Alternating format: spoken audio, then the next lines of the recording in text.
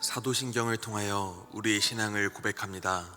전능하사 천지를 만드신 하나님 아버지를 내가 믿사오며 그 외아들 우리 주 예수 그리스도를 믿사오니 이는 성령으로 잉태하사 동정녀 마리아에게 나시고 본디오 빌라도에게 고난을 받으사 십자가에 못 박혀 죽으시고 장사한 지 사흘 만에 죽은 자 가운데서 다시 살아나시며 하늘에 오르사 전능하신 하나님 우편에 앉아 계시다가 주리로서 산 자와 죽은 자를 심판하러 오시리라. 성령을 믿사오며 거룩한 공회와 성도가 서로 교통하는 것과 죄를 사하여 주시는 것과 몸이 다시 사는 것과 영원히 사는 것을 믿사옵나이다. 아멘. 하나님, 이 시간 우리가 오직 하나님의 말씀과 은혜를 의지합니다. 주님 앞에 예배와 기도로 나아가오니 우리의 마음을 살펴주시사 성령의 충만함을 더하여 주시옵소서. 우리가 모든 상황 가운데에서 우리 하나님을 온전히 바라보기를 원합니다. 행여 내가 주님 앞에서 부지불식간에 죄를 짓고 이웃에게 상처를 주는 삶을 살고 있었다면 나의 죄를 깨닫게 하여 주시옵시고 주님 나를 용서하여 주시옵소서. 나를 먼저 사랑하시고 용서하신 그 은혜를 우리의 가정과 이웃에게 베풀고 또한 전하기를 원합니다. 주의 사랑을 열심히 전하여서 우리의 가정이 믿음의 가정이 되게 하여 주시옵소서. 믿지 않는 영혼이 예수님을 믿고 구원받는 역사가 더해지게 하여 주시옵소서. 우리는 할 수 없사오니 간절히 기도할 때 할 수 있는 힘과 능력을 더하여 주시옵소서. 오늘부터 내일까지 아가페 젊은이부가 겨울 수련회를 다녀옵니다. 우리 청년들이 청년의 때에 간절히 주님을 찾고 부르짖게 하여 주시옵소서. 온전한 하나됨을 누리게 하여 주시옵시고 청년의 때에 잘 준비하여서 기회가 찾아왔을 때 귀하게 쓰임받는 삶을 살아가게 하여 주시옵소서. 예수님의 이름으로 간절히 기도 올려드립니다. 아멘.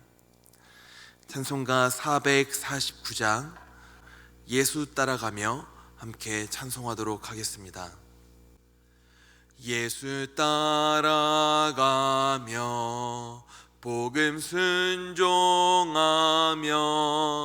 우리 행할 길 환하겠네. 주를 의지하며 순종하는 자를 주가 늘 함께 하시리라. 의지하고 순종하는 길은 예수 안에 즐겁고 복된 길이로다. 해를 당하거나 우리 고생할 땐 주가 위로해 주시겠네.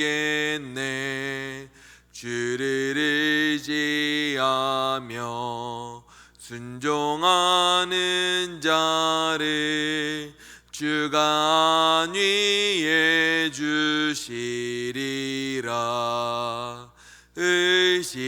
의지하고 순종하는 길은 예수 안에 즐겁고 복된 길이로다. 남의 짐을 지고 슬픔 위로하면 주가 상급을 주시겠네. 주를 의지하며 순종하는 자를 항상 복 내려 주시리라. 의지하고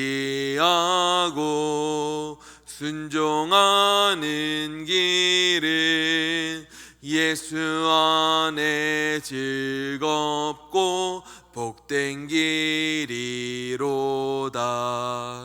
우리 받은 것을 주께 다 드리면 우리 기쁨이 넘치겠네. 주를 의지하며 순종하는 자를 은혜 풍성케 하시리라. 의지하고 순종하는 길은 예수 안에 즐겁고 복된 길이로다. 주를 힘입어서 말씀 잘 배우고 주를 모시고 살아가세. 주를 의지하며 항상 순종하면 주가 사랑해 주시리라. 의지하고 순종하는 길은 예수 안에 즐겁고 복된 길이로다. 아멘. 오늘 우리에게 주시는 하나님의 말씀은 누가복음 17장 3절에서 6절 말씀입니다. 신약성경 124면입니다. 누가복음 17장 3절에서 6절 말씀을 함께 봉독합니다.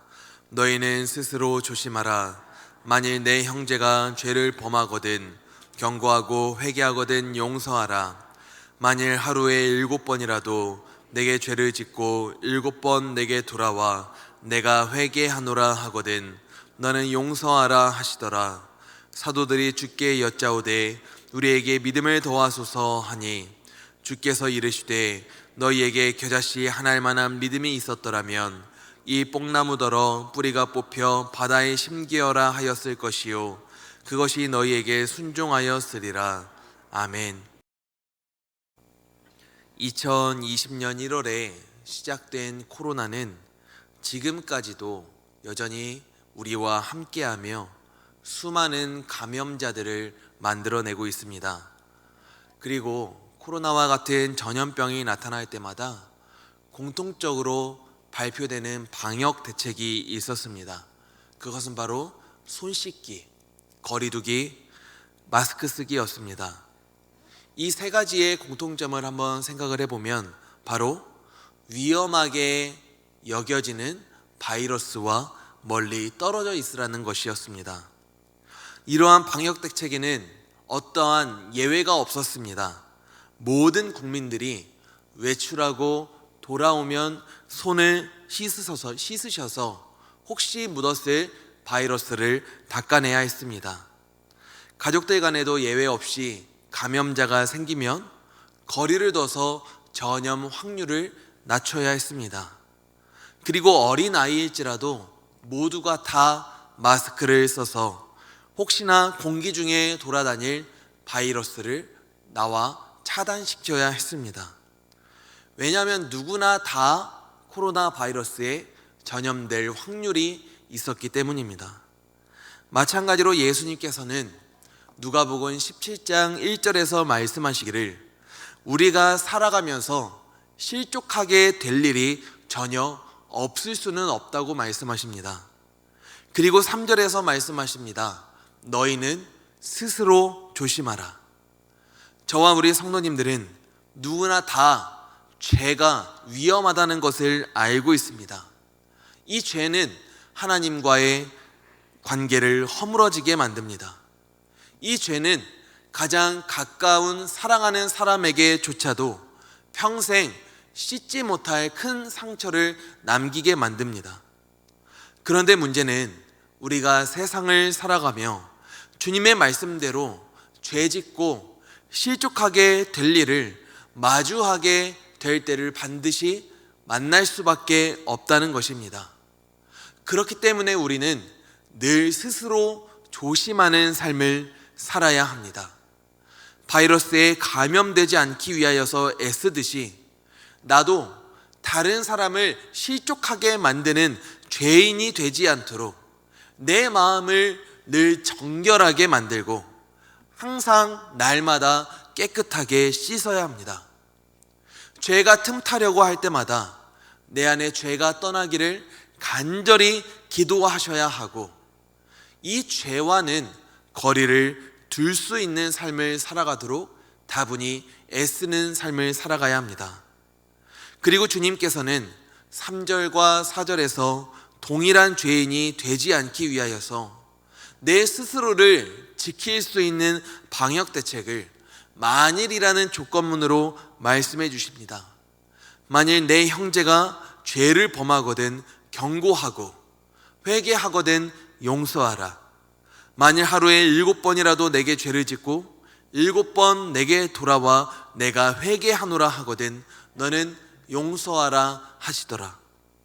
주님께서는 내 믿음의 형제가 나에게 죄를 범한 경우에 대하여 말씀해 주십니다. 우리는 직간접적으로 다른 지체가 잘못을 저지르면 우리는 영향을 받는 삶을 살아갑니다. 나에게 직접적으로 범죄를 행하여서 내가 상처를 입기도 하고 직접적으로 피해를 주지 않더라도 험담이나 악한 계획을 내가 듣게 되면은 나에게 부정적인 영향을 주기도 합니다. 그리고 그 상처와 피해는 나로 하여금 낙심하여 절망하게 만들기도 하고 감히 너도 한번 당해봐라 이런 복수심을 갖게 만들기도 합니다. 큰 실망으로 나의 의지력과 자존감이 상실되기도 하고 순간적인 분노로 나도 실수하고 나도 죄를 짓게 되기도 합니다. 다른 사람의 나를 실족하게 만드는 죄로 하여금 우리도 동일한 죄인이 되는 위험에 빠질 수 있게 되는 것입니다. 이에 대해 주님께서는 3절에서 2가지 명령을 주시는 겁니다.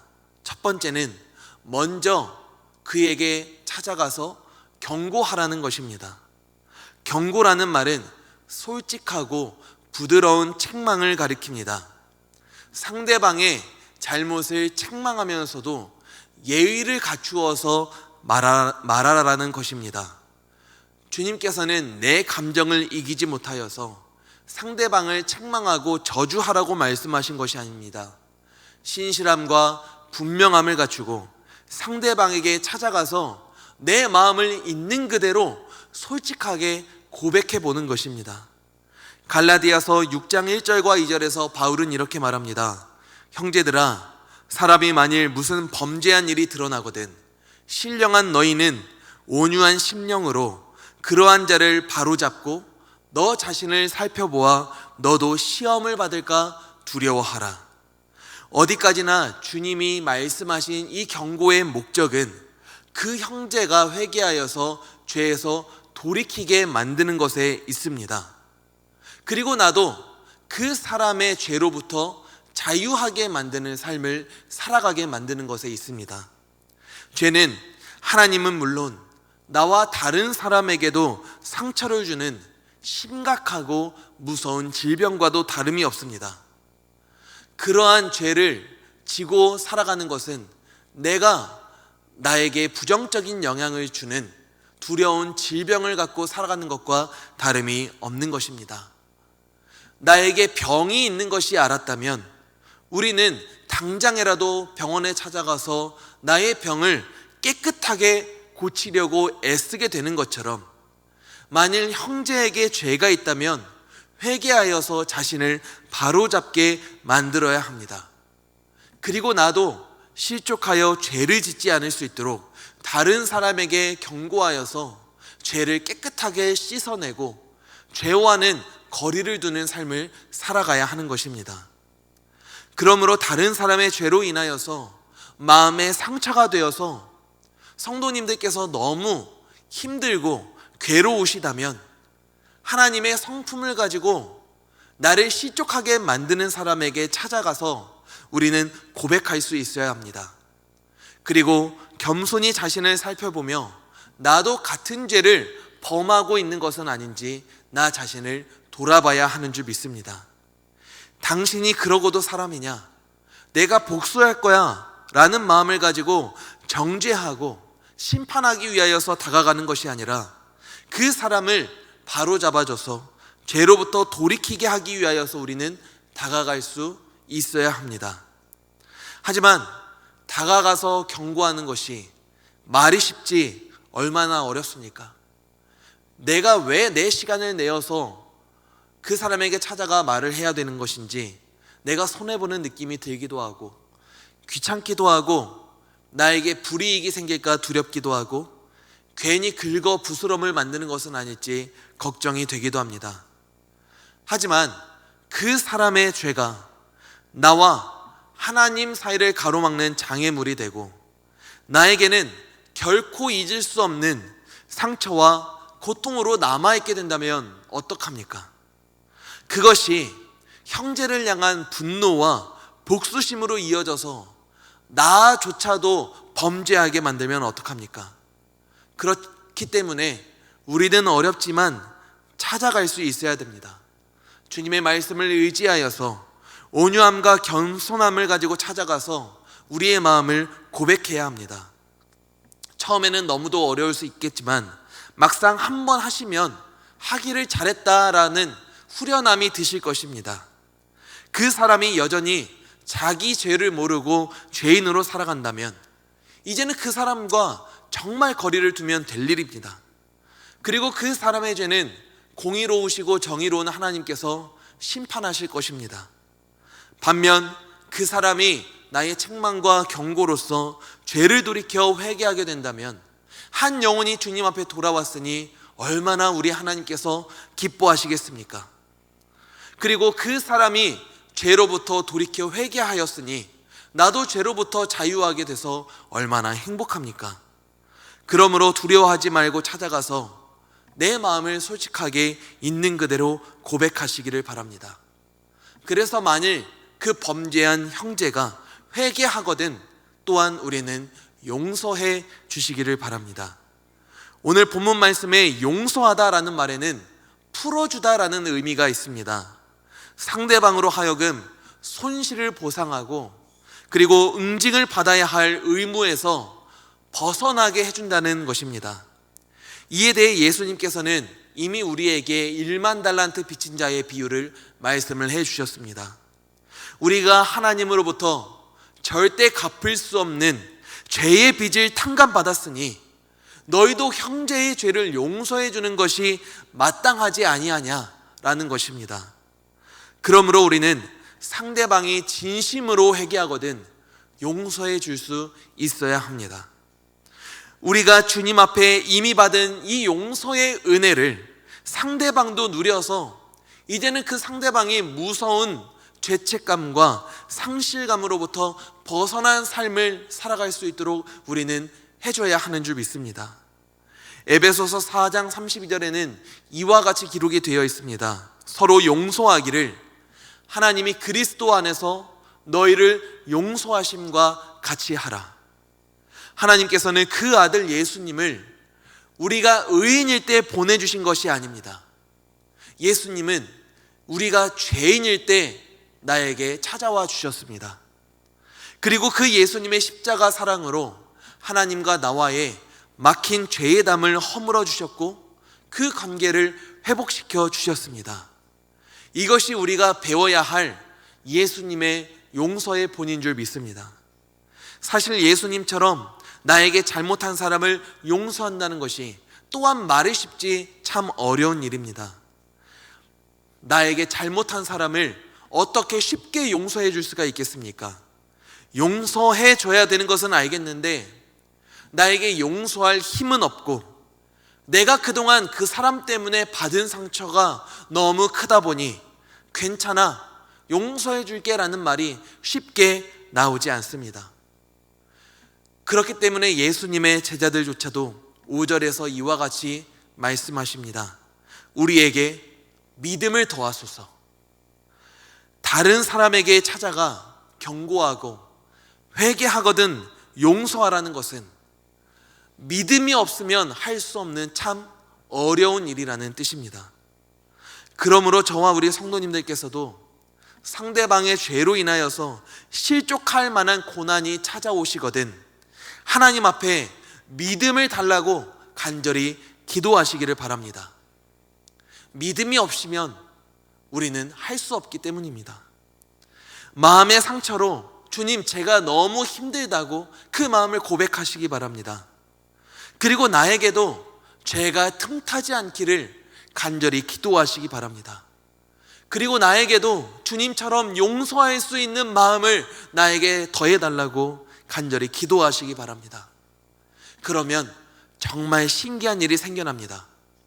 나는 할 수 없다고, 너무 내 마음이 어렵다고 하나님 앞에 고백했는데, 나는 너무 연약하다고 고백했는데 어느 순간 나는 할 수 있는 믿음이 성장한 사람이 되어 있는 것입니다. 질병에 걸린 사람이 깨끗하게 나으면 그 다음부터는 그 사람은 적어도 그 질병에 대하여서는 강한 힘이 생겨난 사람이 됩니다. 면역력이 생겨난 것입니다. 그것처럼 나에게 찾아온 고난과 죄의 마음을 우리가 할 수 없기에 하나님 앞에 믿음을 더해달라고 간절히 기도하며 이겨냈을 때 저와 우리 성도님들은 하나님 앞에서 더욱 온전한 성도로 믿음이 성장한 사람으로 서 있는 것을 발견하게 되실 것입니다. 나는 할 수 없지만 겨자씨 하나일 만한 믿음이 있다면 너희는 할 수 있다고 주님께서는 말씀하십니다.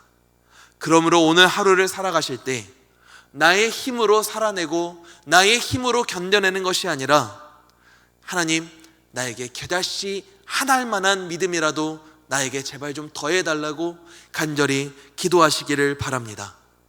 기도하는 우리에게 찾아온 고난은 오히려 나에게 베푸신 하나님의 용서의 은혜가 얼마나 큰 것인지를 깨달을 수 있는 기회가 될 것입니다. 주님과의 관계가 가까워져서 오히려 우리의 믿음이 성장할 수 있는 좋은 기회가 될 것입니다. 하나님과의 관계가 가까워져서 하나님 앞에서 그 능력으로 살아가는 우리 행복한 성도님들, 그리고 능력이 가득한 우리 성도님들이 되시기를 예수님의 이름으로 간절히 기도하고 축복합니다. 기도하도록 하겠습니다. 하나님, 우리는 너무나도 연약한 사람입니다. 그렇기 때문에 우리는 늘 실족하여 넘어질 수밖에 없습니다. 실족할 만한 그러한 때를 만나게 됐을 때 우리는 넘어질 수밖에 없는 삶을 살아가고 있습니다. 하지만 그 죄가 너무나도 큰 것이기에 우리는 매일 주님 앞에 기도하며 나 자신을 성결하게 하고 죄를 깨끗이 씻어내기 위하여서, 그리고 죄와는 거리 두는 삶을 살아가기 위하여서 우리는 간절히 기도하는 삶을 살아가고 있습니다. 하나님, 우리가 견고 부드러운 책망으로서 견고하게 하시고, 그리고 그 사람이 진심으로 회개하거든 용서할 수 있는 마음을 더하여 주시옵소서. 나는 할 수 없지만 믿음이 있다면 우리가 모든 것을 할 수 있음을 고백합니다. 나는 할 수 없으니 모든 것을 할 수 있는 우리 성령 하나님이시여, 우리 모든 성도님들에게 머리부터 발끝까지 충만하게 역사하여 주시옵소서. 성령님의 충만하신 은혜와 그 능력을 누리는 삶을 살아가게 하여 주시옵소서. 예수님의 이름으로 간절히 기도 올려 드립니다. 아멘. 이 시간 우리가 함께 기도하실 때 주님, 우리가 고난을 만날 때 하나님 앞에 오직 믿음을 구하게 하여 주시옵소서. 우리의 교회 가운데 서로의 죄를 고백하고 용서하는 역사가 더해지게 하여 주시옵소서. 이 땅이 믿음으로 죄를 이기게 하여 주시옵소서. 이 시간 예수님의 이름을 한번 부르짖고 우리 함께 통성으로 기도하며 나아갑니다. 주여